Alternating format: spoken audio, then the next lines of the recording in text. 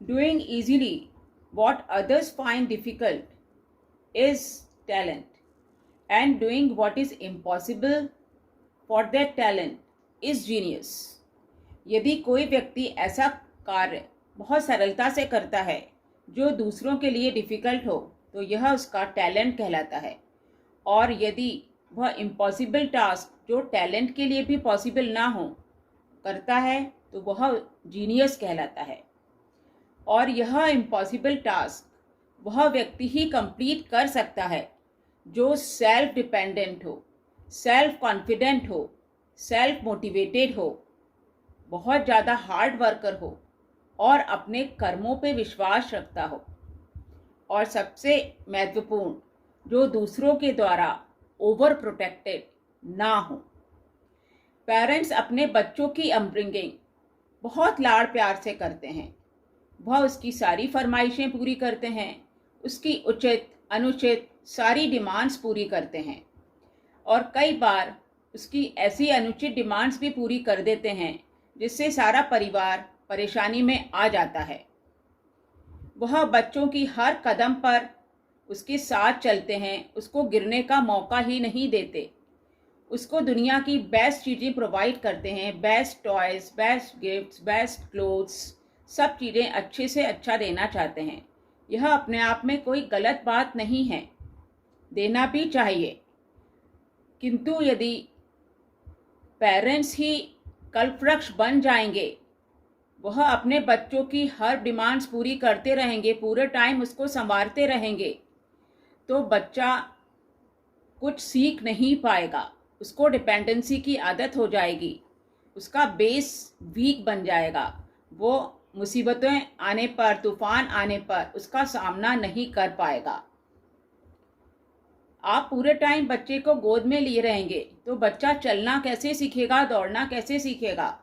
उसको चलने का अवसर दो, दौड़ने का अवसर दो। अगर वह गिरता है तो उसके चोट पर मलहम लगाओ, उसे सांत्वना दो, उसे प्यार करो। पूरे टाइम उसका हाथ मत थामे रहो, उसको अकेले चलने का भी मौका दो।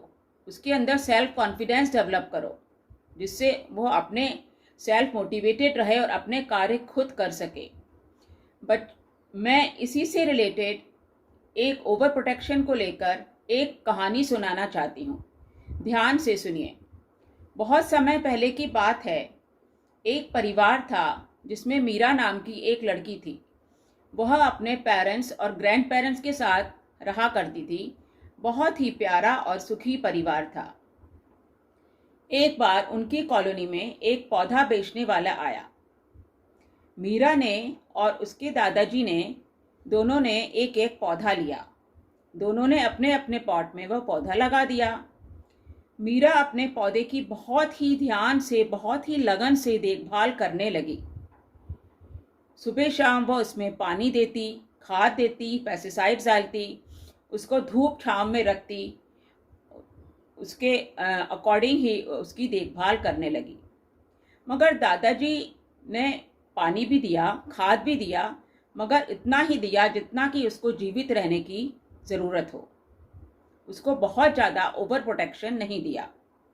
धीरे धीरे समय बीतता गया। जो मीरा का पौधा था उसका आउटर अपीयरेंस बहुत ही सुंदर हो गया, हरा भरा और बहुत प्यारा पौधा हो गया।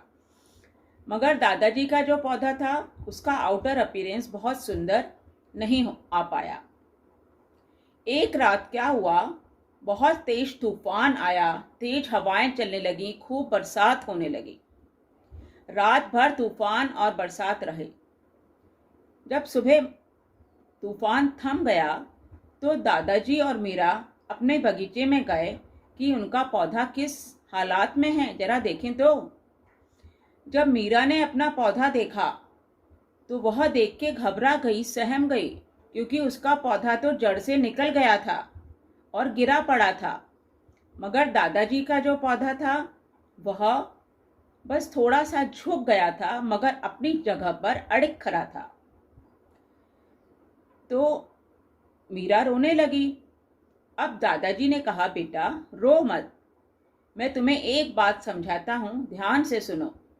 तुमने अपनी पौधे की ज़रूरत से ज़्यादा देखभाल करी, इसको ओवर प्रोटेक्ट करा, सुबह शाम ज़रूरत से ज़्यादा पानी दिया तो यह अपनी जड़ें ज़मीन की गहराई तक फैला नहीं पाया पानी की खोज में, और तुमने इसको पेस्टिसाइड्स भी डाले तो इसका इम्यूनिटी सिस्टम भी डेवलप नहीं हो पाया, इसकी प्रतिरोधक क्षमता नहीं डेवलप हो पाई, और इसीलिए यह बाहर से तो बहुत सुंदर लगा मगर अंदर से यह वीक हो गया।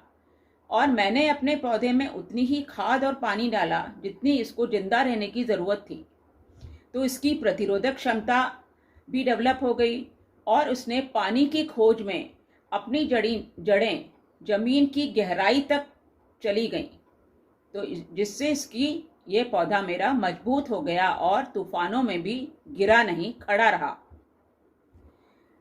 तो मीरा को यह बात समझ में आ गई। तो दादाजी ने कहा, कोई बात नहीं, अगली बार हम फिर एक पौधा लगाएंगे और मैं तुम्हें समझाऊंगा कि किस तरह पौधे की देखभाल करी जाती है, उसको बहुत ज़्यादा ओवर प्रोटेक्ट नहीं करा जाता। इस कहानी के द्वारा हम बहुत कुछ सीखते हैं।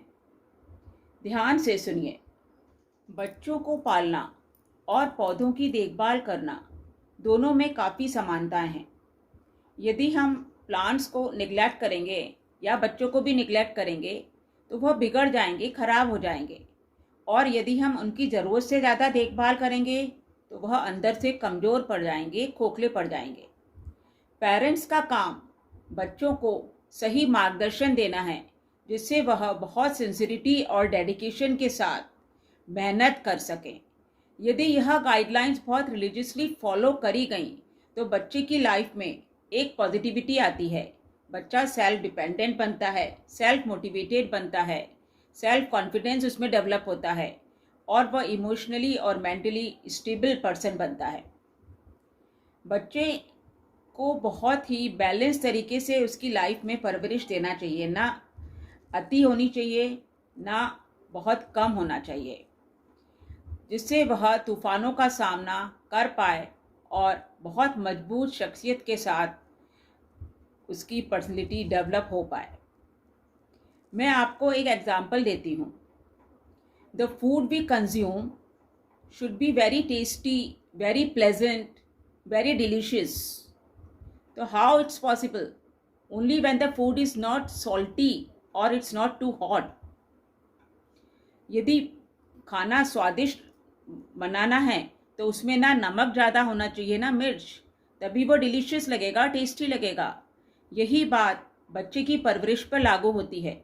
यदि बच्चे की परवरिश बहुत ही अनुशासित तरीके से करी गई, बहुत ही डिसिप्लिन तरीके से करी गई, तो वह एक चरित्रवान बच्चा निकलेगा, एक बहुत ही मजबूत शख्सियत के साथ उसकी पर्सनैलिटी डेवलप होगी। Because each child carries his destiny in his own hands, and this destiny can only be achieved when that child is working with full effort and dedication and sincerity, not with overprotection or dependency. तो बच्चों, मैं आपको यही कहना चाहती हूँ कि आपको पेरेंट्स का प्यार मिलता रहे, पेरेंट्स का लाड प्यार मिलता रहे, मगर आप अपने कर्म करना मत छोड़िए, उन पर डिपेंडेंट होने की आदत मत डालिए। अपने कर्म करिए और अपनी मेहनत से अपने गोल को अचीव करने की कोशिश करिए। तो बच्चों, अपने परिवार में रहिए, अपने लाइफ को एंजॉय करिए, पर अपने एफर्ट्स करना कम मत करिए। कर्म करिए, मेहनत करते रहिए।